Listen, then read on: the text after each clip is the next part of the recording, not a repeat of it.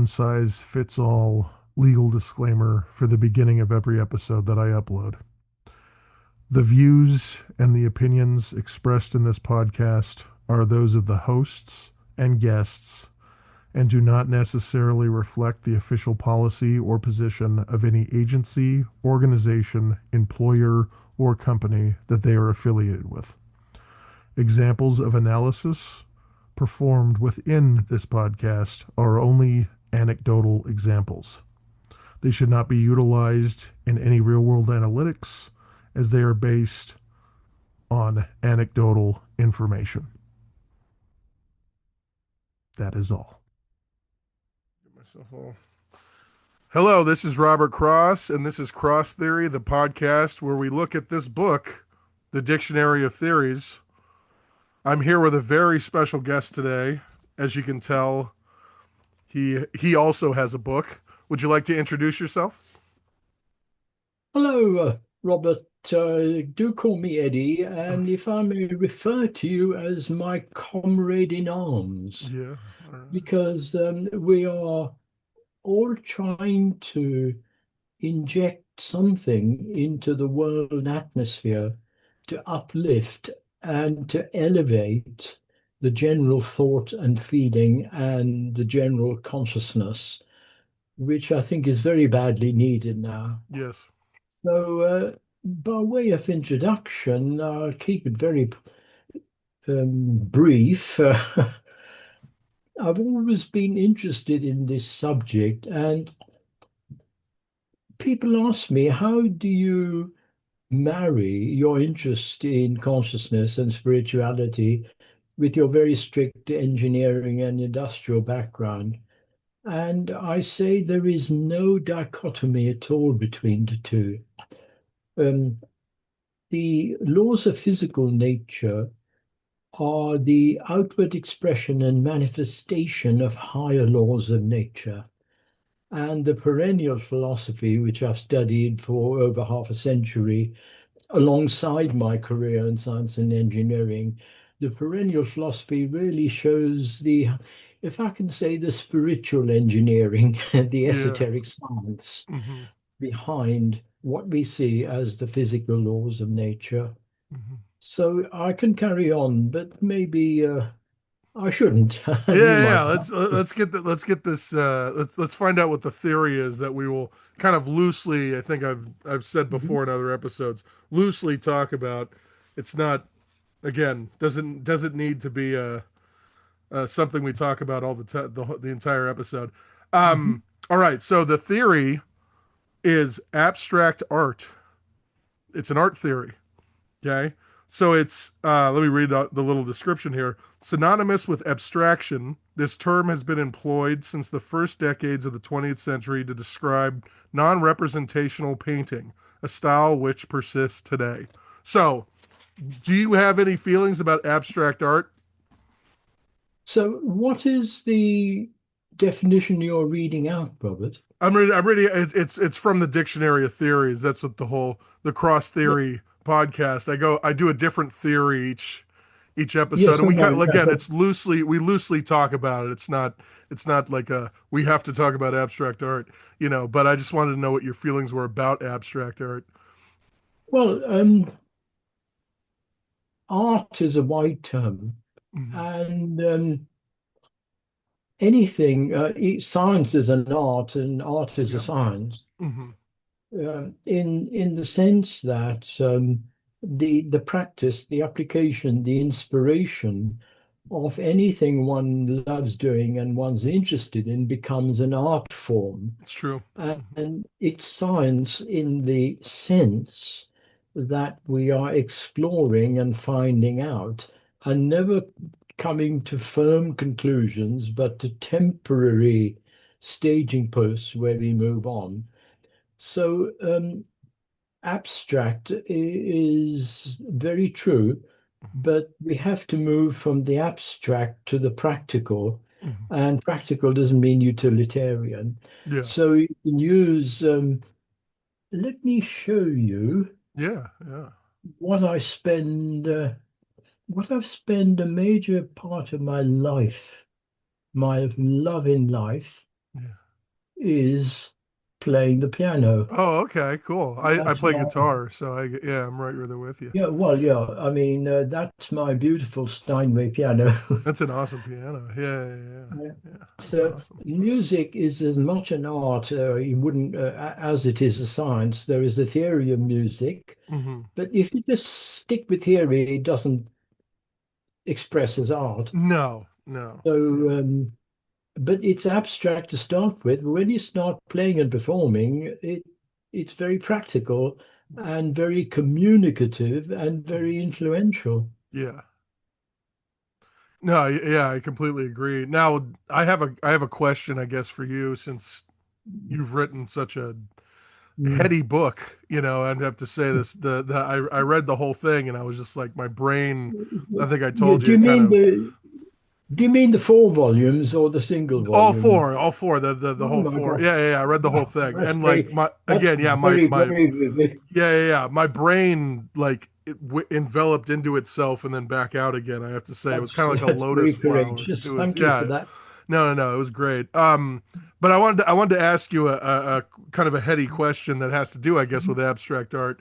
So, do you believe, as a man of science yourself, and someone who thinks of these things, do you believe that abstraction is actually? Do you think it actually exists, or since it exists in the world itself, it's not abstraction at all? Well, abstraction it certainly does exist, but on what level are we talking? Are Mhm. we talking of archetypes? Are we talking of a universal template? Regard abstraction as, I'm not saying it's the same as, but No. regard Yeah. it as an algebraic formula. Now, the simplest formula we were taught in school, distance equals speed times time. Yeah, Yeah. that's if you Mhm. want to know how fast, where you're going, speed times time. Now, just like that, it's an abstraction. Yeah. But think about your journey on Earth, on the moon, wherever you're going, then it's not just an abstraction. When it's dry and desiccated, it's an abstraction. When it has feeling and meaning, then the abstraction steps down, if I can put it that way, Yeah. steps Yeah. down. And let me just quote the great Schiller, who Beethoven, of course, immortalized in Yeah. his Yeah. Ode to Joy. But what a philosopher. Now, Schiller said, the universe is a thought of deity.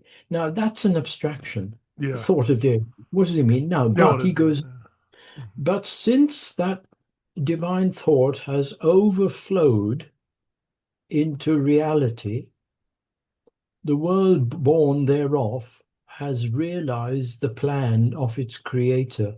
So then that abstraction is sort of running downhill Yeah. into an expression of itself. Yeah. Hmm. That's true. Yeah, yeah. Yeah. No, it's these are all, again, these are all crazy thoughts, right? I mean, if Mm. you No, if you but would have if you would have said them out loud, 40, 50 years ago, you might have been put into a some sort of home or something like that. But like, since, we now have a lot of the knowledge that we do, it's a lot easier in some ways to express these things. One of the Mm, things, kind of connected to the abstract art thing a little bit, that I think about, and I guess kind of connected to the consciousness thing a little bit, that I think about, is the idea of synthetic. So, mm, my students, I teach high school. My students, sometimes I'll teach them a new word, and I taught them synthetic, mm, and I said man-made. And one of my students raised his hand, and he's all like, what are men?" And I was like, mm, what do you mean?" And he said, "Well, men are from nature, correct?" And I was like, "Yeah, I guess we are natural things, right?" And he goes, "Do you call rain synthetic when it comes out of a cloud? And clouds are natural. So why would you call something that a man, who's a natural occurring thing, creates something? Why would you call that synthetic or fake?" And I had to think about that for a while. And it was one of yeah. those things in my head where I was like, "Oh, well, um, yeah, this is so." But like, what? Like, would you? again, you've come up with a lot of great ideas in your book. Would you think since, or would you say since all those ideas were created by some of them were created by you, some of them obviously were created by other philosophers and what have you. Would you call those synthetic or man-made ideas, or are those just Well, naturally occurring? well, you have an intelligent and inquiring student, and the awkward student is a very good student to have, of Yes. course. Hmm. Um, there is a relativity in all of this. Now, if I eat food Hmm. that is highly processed, Yeah. it's so to speak man-made, Yeah. rather than eating organic vegetables, Of say. course. Yeah. But if you want to argue that everything comes from the source, then it's not man-made. Yeah. So at what level are we talking? Yeah. And I think the great danger that source for a lot of confusion in science and society is confusing levels, Yeah. confusing categories. So Hmm. with medicine, if you inject the body with chemicals, it's more of a man-made um, medical intervention Yeah. than, say, homeopathic or herbal, Hmm. because you are not tampering with nature. So, man-made in this sense means going to nature, tampering with it. I shouldn't say tampering or doing something with it, combining it with other things, and it becomes more and more man-made that way.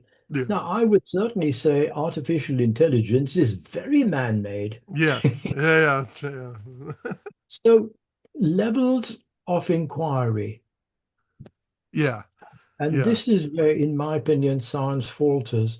It confuses the material question at the level of material, the materialistic inquiry, and uses the same arguments and methodology to try and answer questions on higher realms where these questions have no place. For example, when science says, how does the brain generate consciousness? It presupposes that the brain does so in the first place. Yeah. That's true. Yeah. But I've in your book you say that consciousness, right, is beyond the brain essentially. It pervades the brain, Yeah. but it's Yeah. beyond the brain. Yeah, Yeah. yeah. Yeah. Yeah. Trans brain, if you Yeah. like. Trans brain. Yeah. Trans. Yeah. Yeah. That's good. And in the scientific and medical network with which I'm very deeply associated, we have two major conferences, Beyond the Brain and Mind and Beyond. Mm. Yeah. And never knocking or castigating the brain, but saying there is more to it. And the great William James in the 19th century Yeah. so clearly pointed out this error in psychology in his Gifford lectures on reincarnation. Mhm. Now, when you when you say reincarnation, right? Hmm. I think people's first idea is right the is Buddhism, right? That reincarnation and stuff like that. Um, Now you're saying in your book, right? You don't really pinpoint a certain religious anything to uh, that idea. Now, how do you separate those two things? Since there's already a belief system, how do you separate that and make it into something that's kind of like, I guess, abstract, right? It's an abstraction. Well, or no, something that's very meaningful, not just abstract. Yeah, yeah, it's true. Right. Reincarnation, Robert, is really a central tenet of all religions, Yeah. including Christianity in its mystic aspect, Hmm. before Christianity became churchianity, Hmm. That's true. taken over by priestcraft, and that applies to all the great religions. So it's not just unique to Buddhism, believe Yeah. me. Hmm. It's central to Buddhism, to the Hmm. Zoroastrian religion, Yeah, to Zoroastrian. Islam, to all the others. Yeah, yeah. And again, the confusion arises um, about what it is that reincarnates. in one sentence, the confusion is between the animating principle and the form.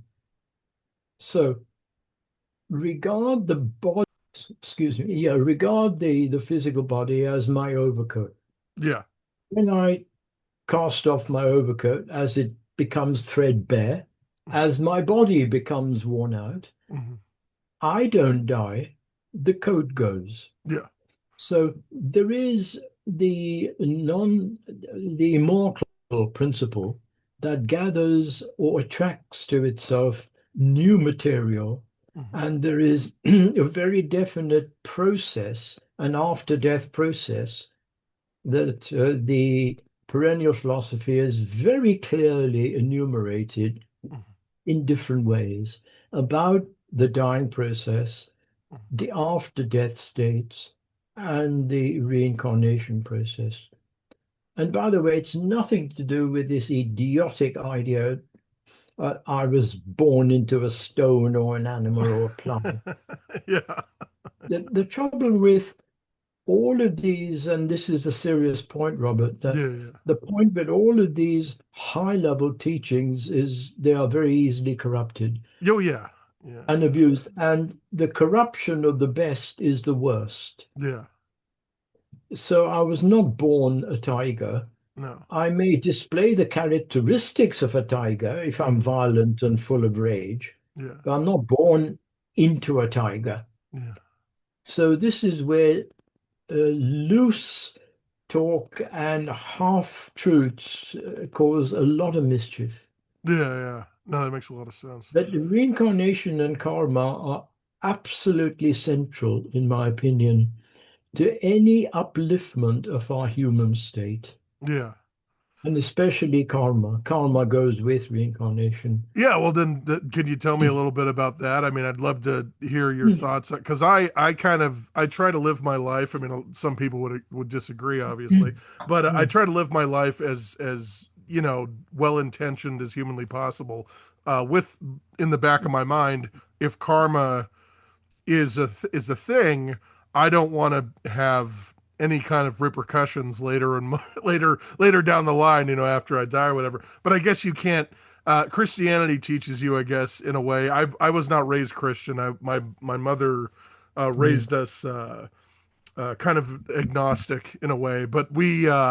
But in my head, I always think about Christianity, how they have this tenet of like, if you know that you're doing something to prepare yourself for the afterlife, then it doesn't count. That's like, but I always think about karma whenever I'm making a decision about something. And so I want to know like what are your ideas on karma? Now I know that you touched on it a little bit in the book, not a lot. It's not the whole book, right? But you touched on it a little bit in the book. Like, It tell me. it's scattered in Yeah. various places. Yeah, yeah. There's, um, the origin of the word karma is kri, just Sanskrit meaning to do, to Yeah. act. Yeah. So um, the four aspects to karma, the sanchita karma, which is the totality of all your karma, and there's no getting away from the beauty of Sanskrit terms because they're so accurate. They're so good, yeah. So that's the totality. Mhm. There's prarabdha karma, which is the karma allocated to a particular life. Now, if all your karma were dumped into one life, you would explode. Yeah. Just like if all the electricity in the power station Yeah. powering San Diego are dumped into one light bulb, it would It would explode. blow up. Yeah, So, yeah. so there is a certain proportion known as prarabdha for your life, and that depends on what immediate um, actions you have to resolve, what disputes, what loves, what issues that you've got to deal with, and also how you wish to evolve in that life. Then there is what's known as the immediate karma, that if you do something incredibly stupid, you get the immediate reaction. Yeah, yeah. And there is known as agami karma that is put off for the next Life. Yeah, incarnation. yeah. Hmm. But I think the most beautiful expression of karma, you mentioned Buddhism, Yeah. is in that wonderful book, The Light of Asia, from Sir Edwin Arnold, Mhm. where he, in the chapter on karma, he has this beautiful line that who toiled a slave may be born anew a prince, for gentle worthiness and merits won. Who ruled a king may wander the earth in rags, for deeds done and undone.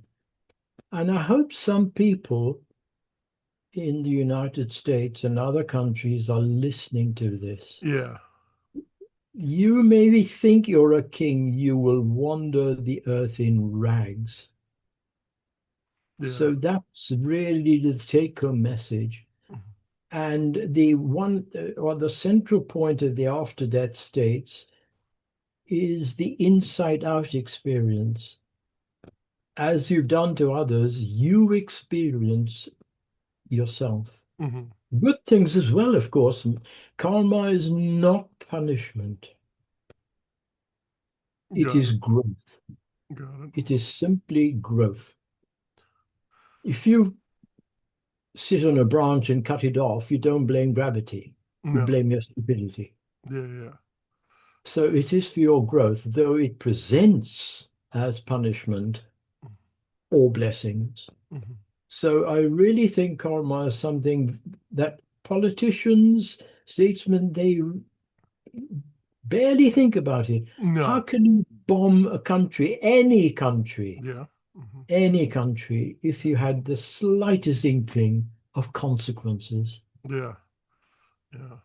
Now they say I don't want to get too No, no. yeah, I don't want to get too crazy on this episode, but um they say that some of these politicians the reasons why they do the things they do, this is all conspiracy of course, Of is course. because they already know what's going to happen after death, and they do it just based on the fact that there are no consequences for them as, you know, the entities that they are or what have you.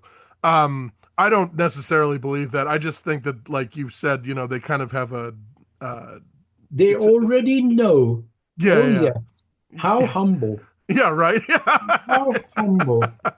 That is a disgusting ideology. Yeah, I already know that I'm above the law, so I can yeah, do what I like. Yes, I mean, this is unfortunately the vagaries and the byways of the human mind. yeah, Once a person is radicalized, fundamentalized, they can justify anything. yeah. It's like so I was going to talk about this I guess later, but you have a section in your book. Hold on, let me I have the notes right here. The mystery teachings of all ages, right? Oh, that's Okay. So wonderful. yeah. Yes. So one of my favorite books of all time is The Secret Teachings of All Ages by Manly P. Hall, right? Stay Love it. there. Stay there. Yeah. He's good. Hey, he's got it too. Look at that. Look at that. We both have it. Look at that. See? And Robert, I've Look at that. got the full Diamond Jubilee Oh, the edition. good one. Oh yeah, the big one. That's Yeah. wonderful. Oh, I'm sure. Yeah. We are on the Yeah, same right. Yeah. page. Yeah. But going back to that politician thing, Mm, mm, he's one of the people that, right, he kind of pulled away from the Masonic traditions, mm. right, at some point. And then because he just did, you know, it wasn't that he didn't believe in it, but he wasn't as into it as everybody else around him was. And that's why he wrote the book and got real deep into it. But they believe that a lot of these politicians are still focused kind of deeply into the Masonic stuff that Manly P. Hall didn't agree with. And that's why they do the things that they do, right? Yeah. Look, I know a little bit about the Masonic, and it's a huge subject, of Yeah, it's course. massive. Yeah. Uh, a lot of it is clouded in unnecessary Yeah. secrecy. Yeah. Like everything, the Masonic movement, Christian Rosenkreuz, Yeah. was a wonderful movement of generosity Yeah. and charity. But when human beings take over anything, they like to personalize it and closet it. Yeah. So again, let's distinguish pure masonry from its corruption, Yeah. Yeah. or in certain areas, like we would surely distinguish pure Christianity or pure anything from its Corruption. corruption. Yeah. Yeah. Yeah. Yeah. Yeah. No, yeah, But I have friends that are Masons, right? I mm, have friends that are Knights Templar. They like to say that they mm, are, stuff like that. Um, and I feel like they're not corrupted, but there is room there there, for corruption, right? There's there is, room there. yeah, there is an ideological danger Yeah, of big time. corruption. Yeah, yeah, Yeah. yeah. It's there. It's there. Um, Whenever we move away from the universal, mhm. there is always this danger. It's very important to keep it universal. Universal doesn't mean a mixture of bits and pieces, Yeah, but stand in the center of the circle. And all of these things, Masonry, Christianity, Rosicrucian, are all the spokes yeah, from the center. Stand in the center of the circle. yeah. And what is in the center? Yeah, the center of the circle is the universal outlook, the global vision, the meeting point where science, religion, and philosophy all come together in that central pool of wisdom that Albert Schweitzer referred to as perennialism. I mean, the perennial philosophy the term goes back to Leibniz and Aldous Huxley, Hmm. but Schweitzer put it very eloquently that perennialism is that evergreen tree that always produces the same fruit, but never the same kind of fruit, meaning that the eternal wisdom has got to be updated according to the culture and the epoch we live in. So all the sages, all the writers have dipped their pen into the one ink of universal wisdom, but their handwriting has been different Yeah, for the different people. So that is the center, that pool of eternal wisdom that man, meaning human beings, of yeah, course, yeah, are longing for. Man, whatever the nonsense going around, ultimately we want Holy Communion and words of eternal truths. yeah. No, it's deep. I like it. Yeah, no, what do you think if man is feeling this way, right? Uh Mm. do you believe that there are any animals in the animal kingdom outside of human beings that have these feelings or that can kind of identify in themselves this consciousness and philosophy and things of that nature. I know that like Coco the gorilla, right? I've seen Coco the gorilla, did the whole sign language thing, was able to like communicate, I'm sad, he died, things like that. Do you believe that there are animals out there that either we haven't observed or that we have observed that can have those same kind of feelings? Well, we have to learn a lot from the animals, Mhm. more than we give them credit, in my Yeah. humble opinion. Um, there is nothing but consciousness, but the animals are not self-aware, so to speak. Yeah, yeah. Demarcates, of course, the human being Mhm. from the animal kingdom is that quality of self-reflective Mhm. understanding, self-protection. So animals most certainly have feelings, have thoughts, have responsible behavior almost. Mhm. And Rupert Sheldrake's work on morphogenetic fields shows the collective intelligence in the animal kingdom. Yeah. The animal kingdom has this group soul, so to speak, whereas we are individualized. Yeah. Does that individualism, does that create the negativity, I guess, on in the realm of karma and things of that nature. Yes, it does. Uh, One would say that an animal per se doesn't generate karma yeah, because it's acting purely according to its own instinct. nature, Yeah, yeah, yeah, and its own survival. yeah.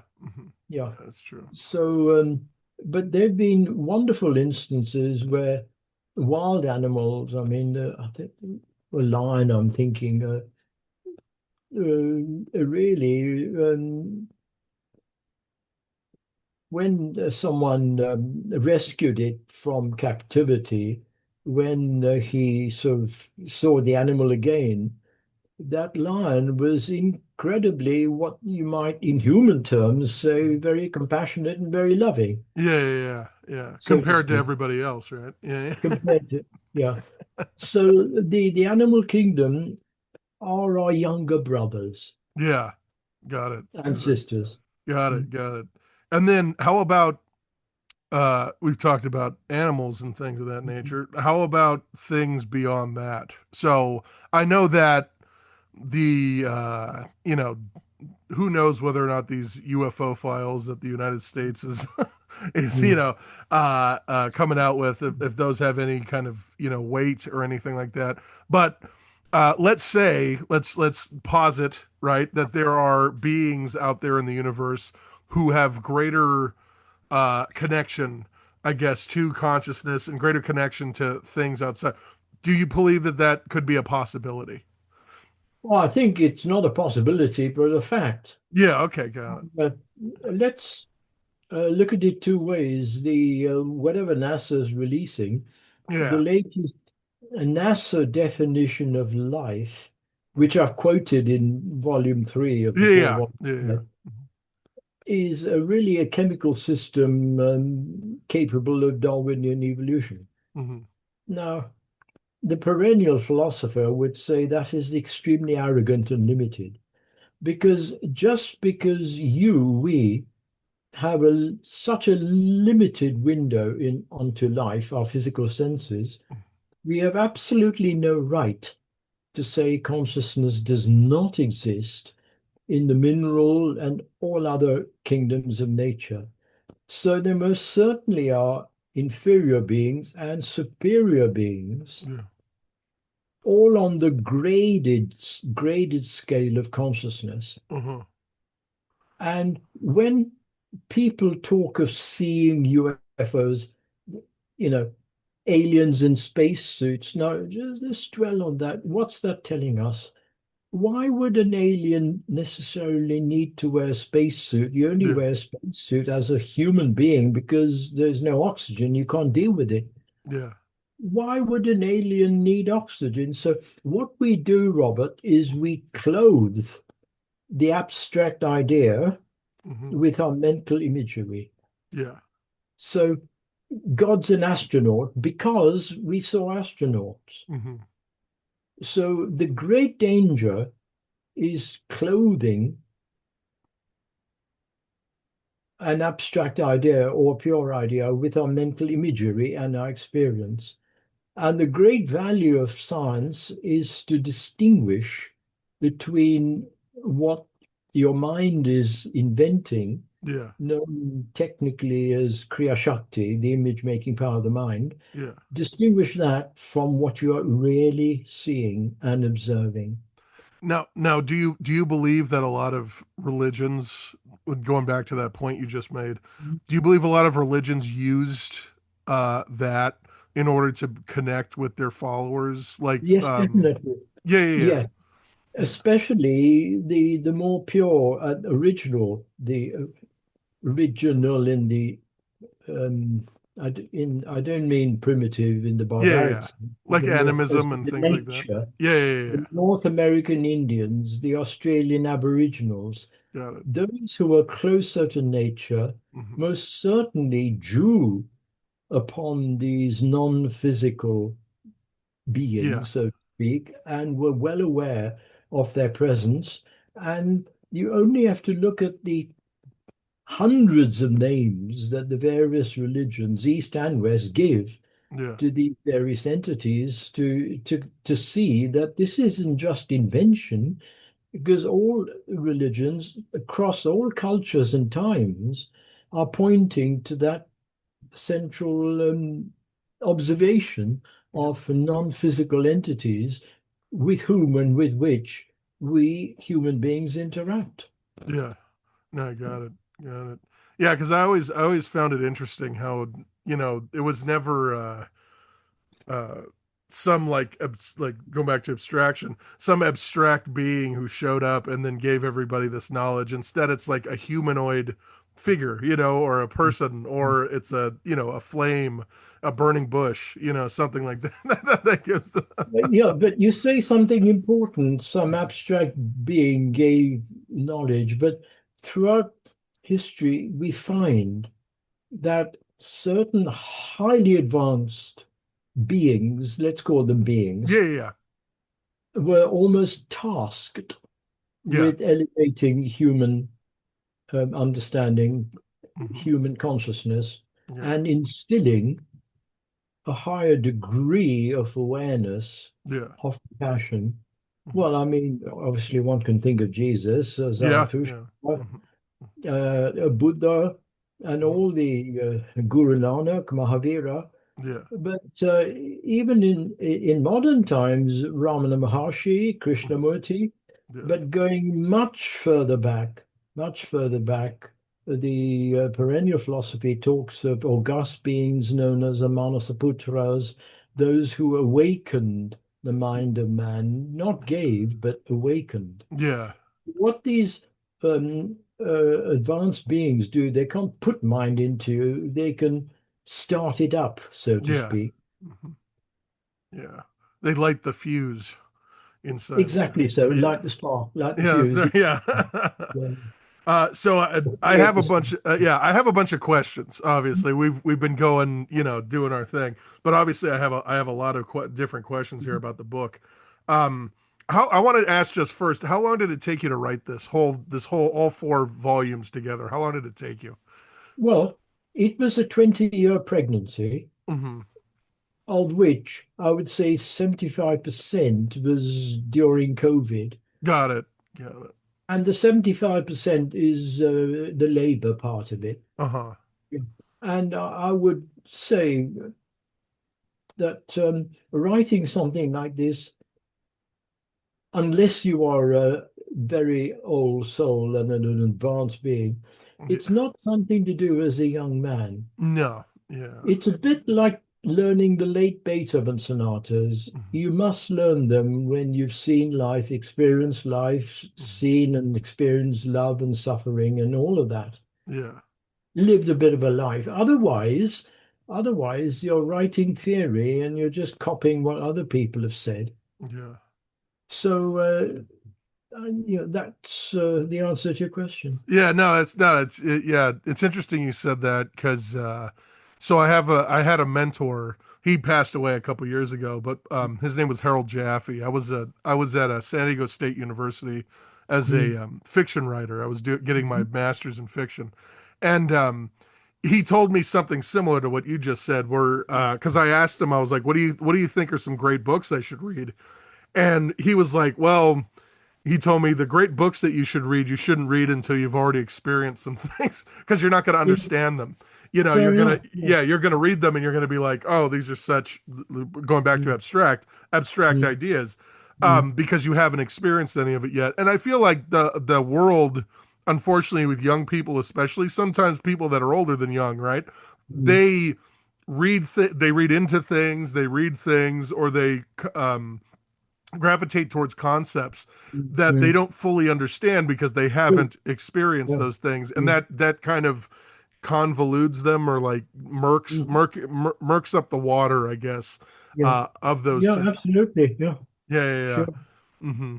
um but yeah, no, I just thought you saying that it made a lot of sense to me. So here's one of my questions. All right. So, uh, the most empirically grounded section of the book Mm, involves psi research, NDEs, and uh, anomalous memory. Right. Okay. Now, so mhm. um, Do you believe that this evidence, taken at its own merit, compels consciousness primacy, right? Or does it merely leave the door open to it? Now, do you get what I'm Well, saying there? Like so like the psi research and of course the NDE stuff, like does looking at those that research, does that help in kind of furthering the point of consciousness, or does that hinder it a little bit?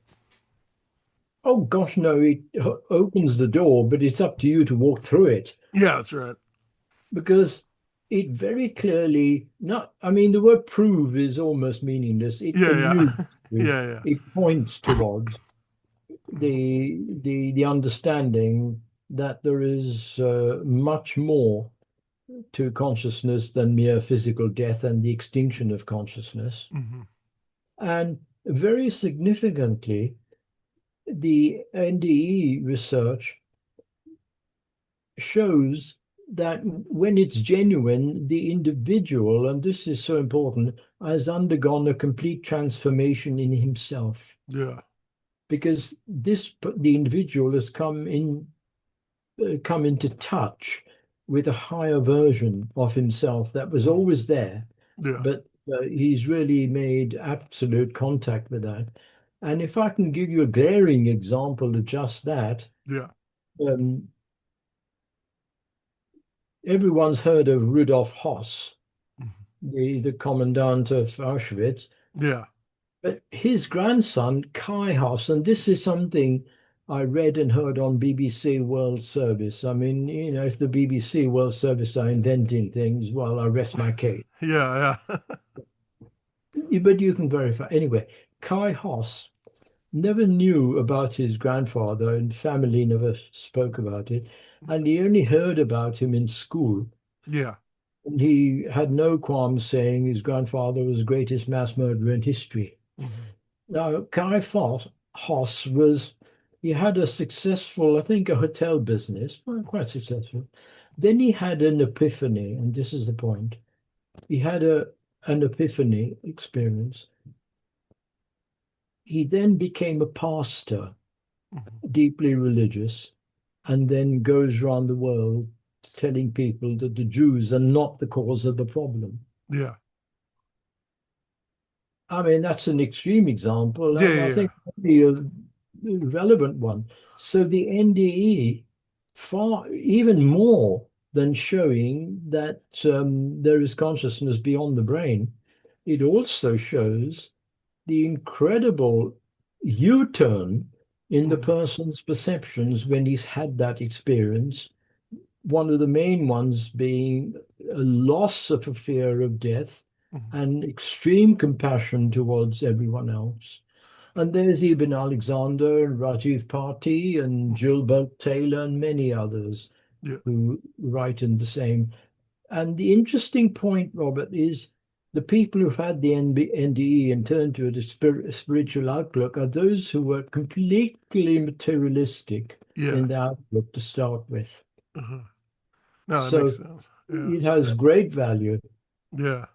Yeah, what do you say of people though that have an NDE and then are materialistic in that way, and and continue that even after the NDE? What do you say of Well, those people? I would say, Hmm. was it a genuine NDE?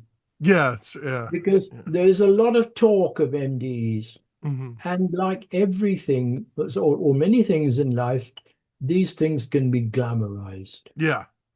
And then it's a mental perception, oh, I had an NDE, something to talk about at the party. Yeah. But the more genuine the experience, the more private it is, Hmm. and the more careful you will be when to talk about it. Nice. Yeah, yeah, yeah. No, I have you ever had an NDE yourself? Well, no, Uh-huh. maybe I don't deserve it. Maybe I don't need it. But Yeah. yeah, I would say, in all honesty, you don't have to wait for an NDE To do to that. understand Yeah. the spiritual dynamics. Yeah. Yeah. Um, one of the big things that popped up in your book and again, I'm going kind of off my questions here Yeah, a all little right. bit. Was the idea of Atlantis? So Mm, yeah, mm, what would give me like a little bit more, not that obviously some of that's in the book, but give the audience too, people that are listening yeah. to this, a little bit about Atlantis, a little bit about your beliefs in that, and yeah, what you believe, where you believe it is now, where you, what you believe happened, what have you. Well, we're talking of the prehistoric continents, Yeah. and mainstream geology, until very recently, has very little time for that, Hmm. because mainstream geology bases its theories on plate tectonics, Hmm. the idea of the continental plates moving. But we're talking of a time that goes much further back, when the Earth was of a different shape and volume and size, and the whole question of consciousness and geography was completely different. Now, there is a connection between the Earth, the racial consciousness, and the continents we inhabit. Now, Atlantis figures in literally all the great esoteric works, not only in terms of mythology, but in terms of an actual vast civilization that was destroyed in the cyclic nature of things, where nothing is continuous, Yeah. everything goes in cycles. Yeah. But the important point is not just the continent of Atlantis, spoken about by Plato, spoken Hmm. about by Paul Brunton, spoken about by Manly P. Hall, Yep. and all the great occultists. The point to take home about Atlantis is that humanity on this planet has gone through various stages of consciousness known as root races, and that causes no end of shouting and yelling. But you're talking about races, it's Yeah. nothing to do with racial. Yeah. We're talking of epochs. Yeah. So just as the human being now goes through childhood, adolescence, adulthood, so humanity as a body has gone through that same cycle and that same phase and movement of consciousness. So during the Atlantean phase, the emphasis was on the maximum physical culture and the emphasis on the desire nature and the emotional nature. In our current phase, the fifth root race, the emphasis is on cultivating the mind quality. So that consciousness goes with the continent that humanity happens to be on. Yeah. But on any continent, there are people who misuse the knowledge given to them and those who are highly advanced. Yeah. That's true.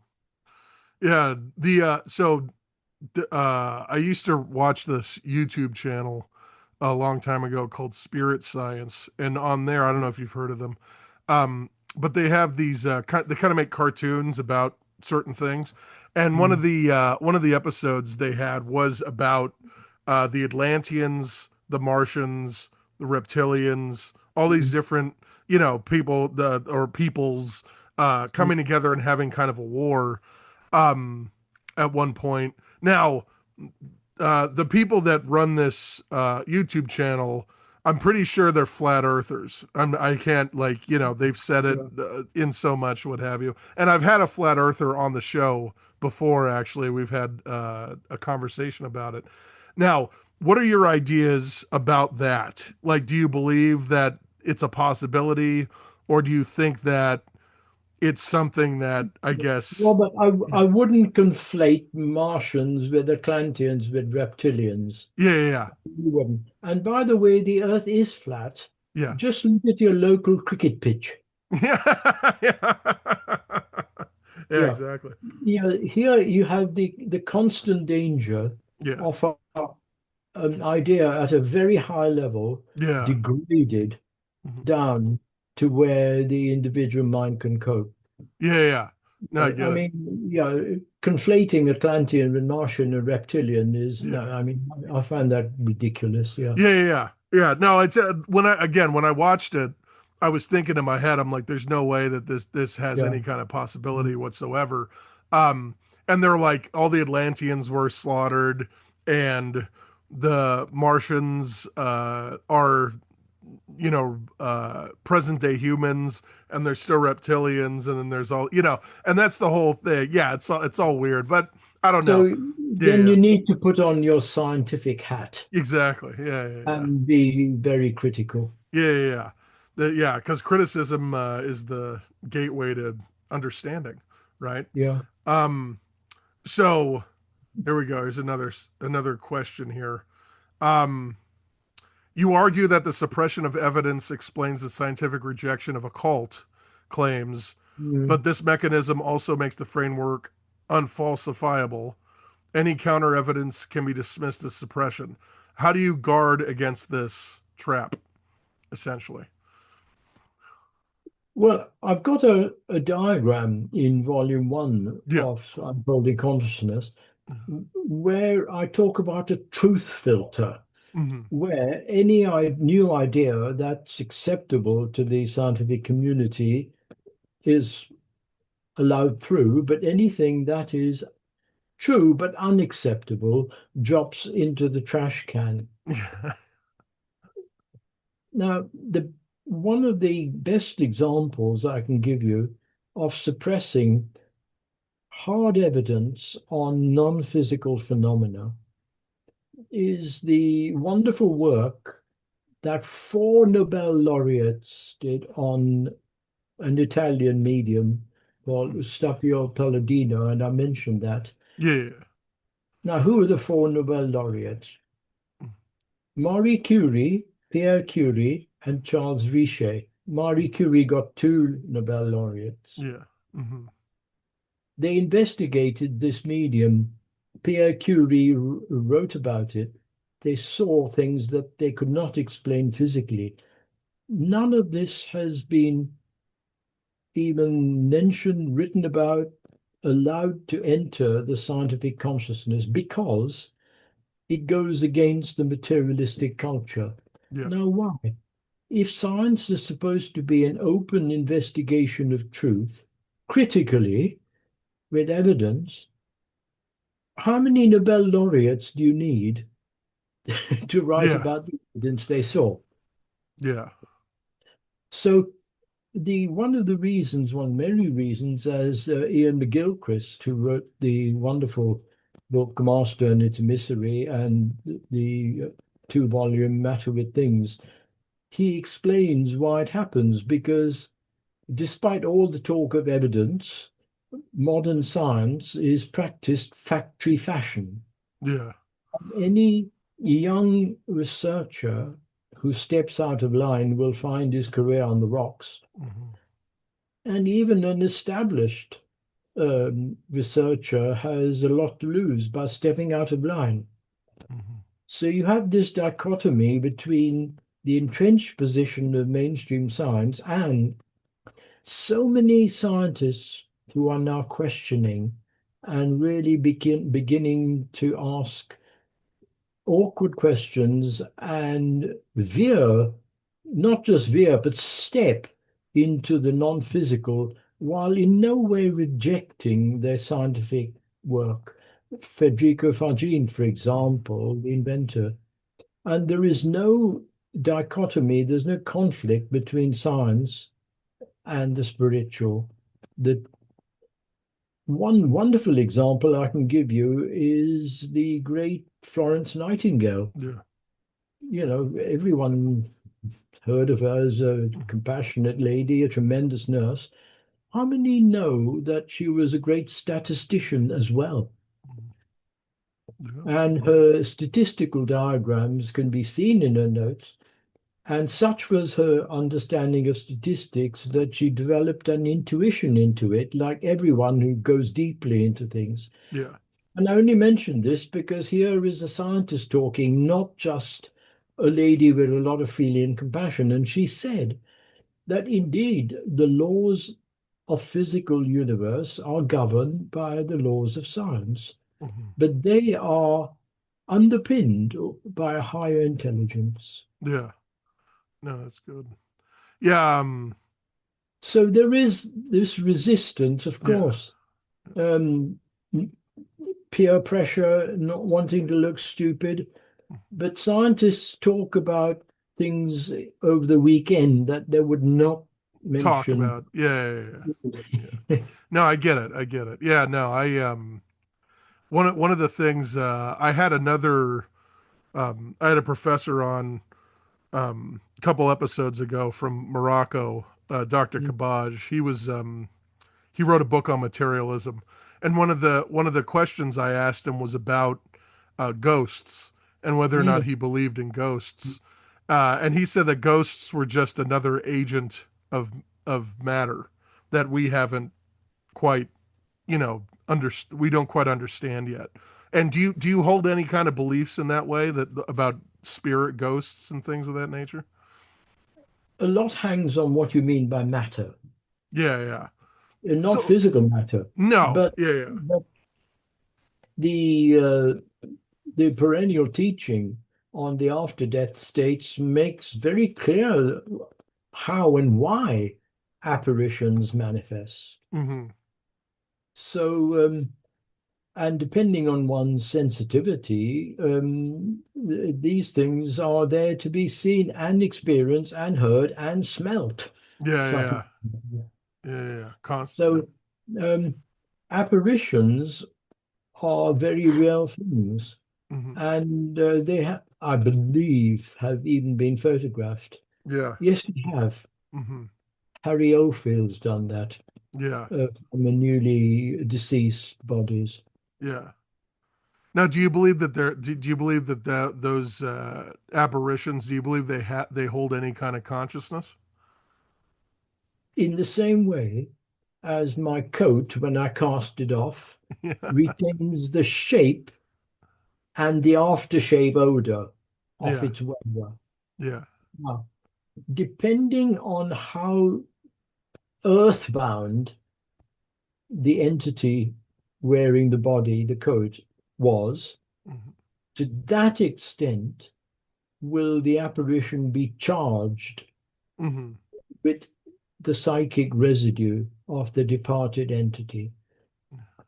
So if a person is highly earthbound, drawn to drink and sensuality and drugs and all that during Yeah, life, yeah, yeah, in the first after death phase, in the so-called astral world known as Kamarupa, yeah, having divested the physical body, the body he inhabits then is the psychic body, which is really the body of his thoughts and feelings yeah. during life, which are strongly drawn to material things. Yeah. So, depending on how charged that psychic body is, will be the time spent in the after death state.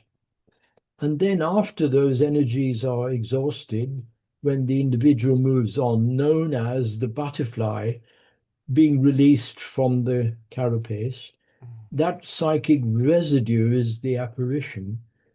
And that apparition is drawn to places and individuals that resonate with its energies. Yeah. So it can be drawn typically to places of debauchery. Mm-hmm. It can be drawn to weak minds.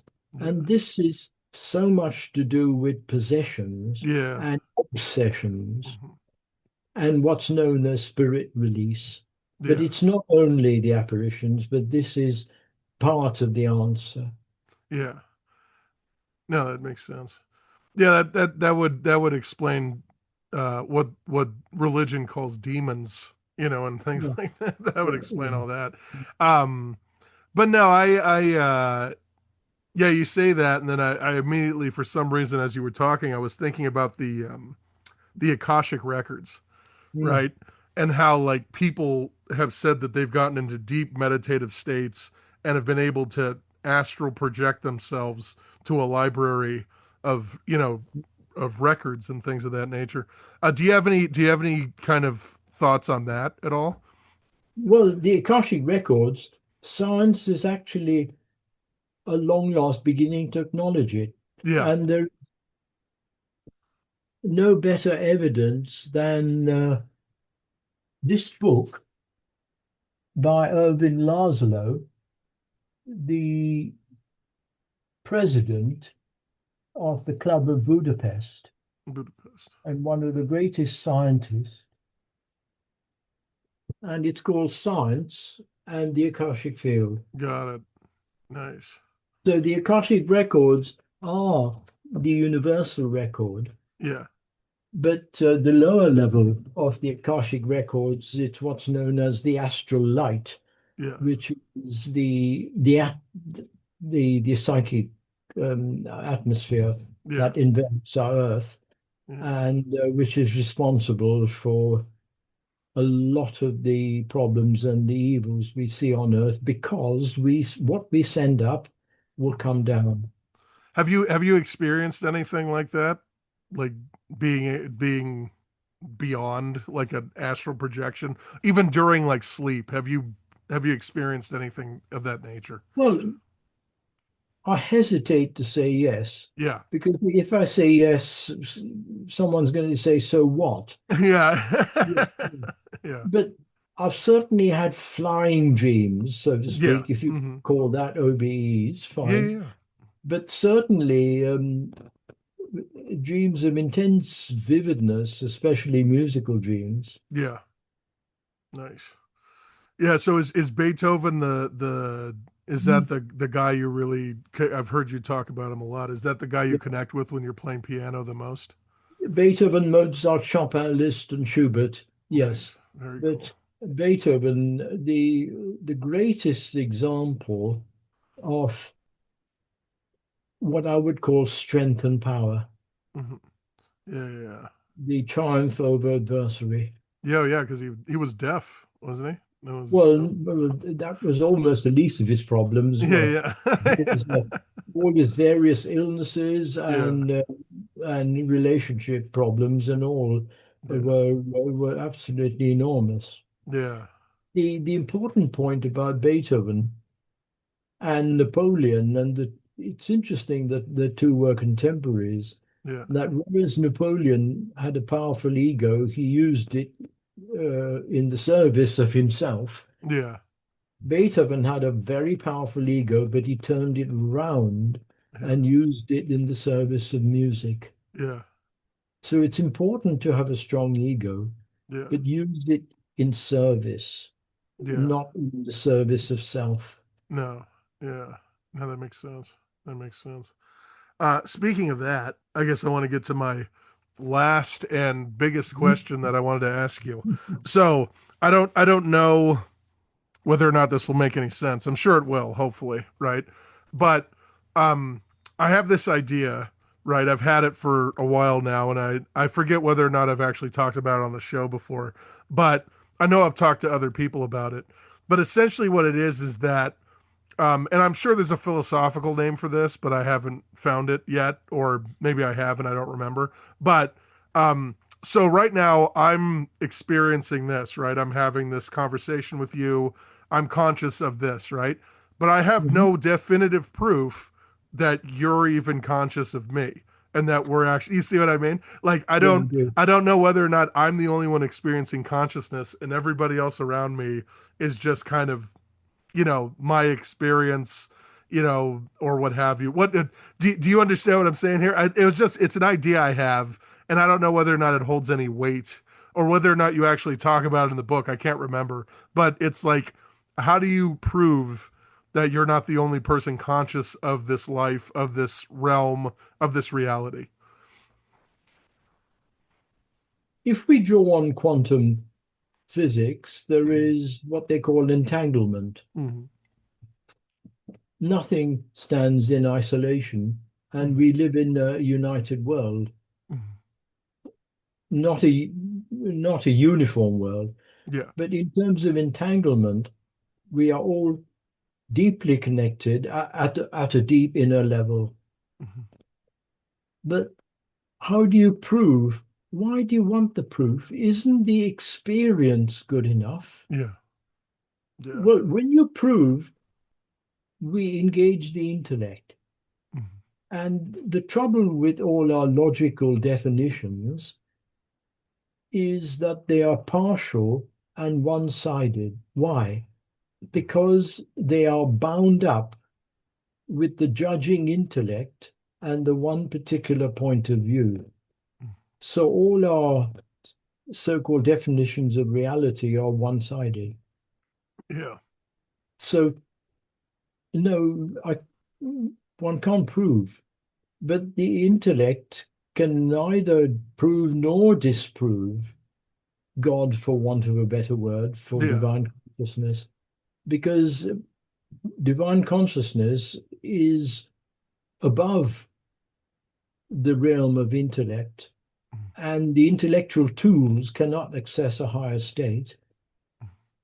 And equally, science can't disprove it. Yeah.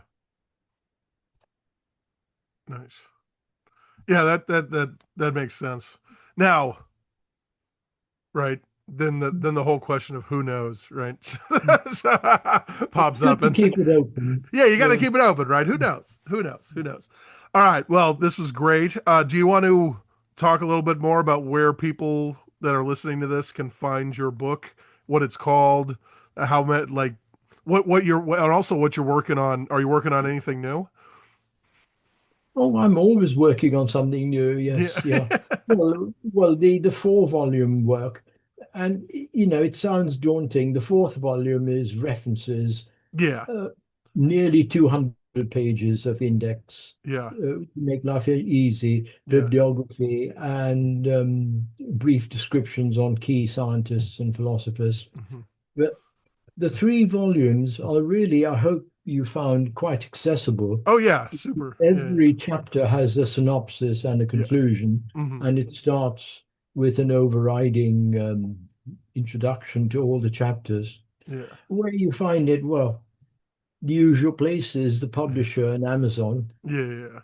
Yeah. And this one behind me, again, the same answer, Yeah. the publishers, Collective Ink and Amazon. Nice.